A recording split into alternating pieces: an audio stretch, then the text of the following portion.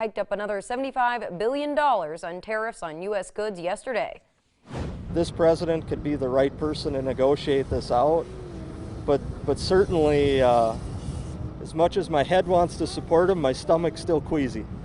You know, it's a hard thing to live through. Well, Senator Hoeven says while we're waiting for a resolution with China, he hopes the U.S. can put together a trade plan with Europe and Japan so farmers have another place to ship this season.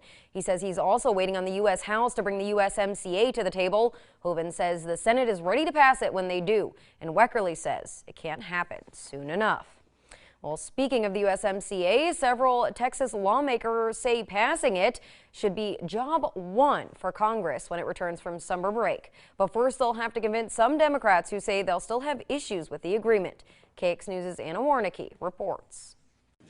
The USMCA has been on hold in Washington for months over concerns among some House Democrats that the language isn't strong enough. There are also some concerns about whether Mexico follows through on its new labor laws. Texas Democratic Congressman Lloyd Doggett says the trade deal that replaces NAFTA must include provisions that would make prescription drugs more accessible and stronger environmental protections. There are some environmental provisions that are very important. But Texas Democrat Henry Cuellar supports the deal and has been working for months in his own party to recruit hesitant lawmakers like Doggett to get on board.